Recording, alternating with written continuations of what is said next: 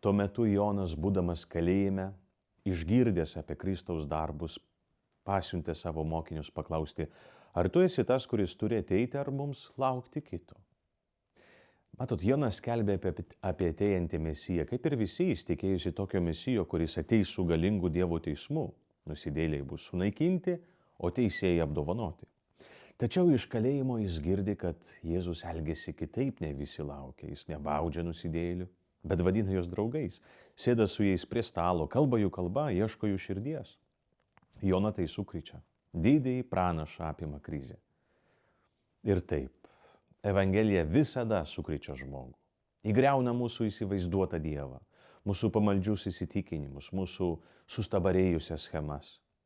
Jeigu Evangelija, kurią klausome, neklausia mūsų, nejudina, nesukelia vidinio sąžinios virpėjimo, tai reiškia, kad mes jos dar tikrai neišgirdome.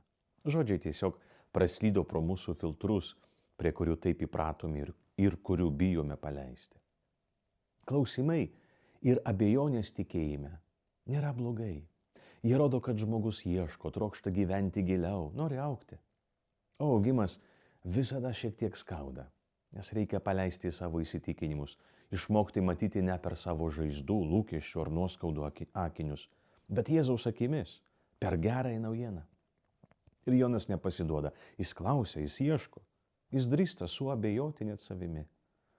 Jeigu tau viskas gerai, jeigu visada kalti kiti, jeigu tau nereikia augti, jeigu niekada nesileidė suabejojantis savimi, tai ženklas, kad sustojai. O tikra branda įmanoma tik tada, kai leidai Jėzui tavęs klausti, kai leidai jo žodžiui tave atverti, kai leidiesi per jo išmintį formuojamas iš naujo. Palaimintos dienos.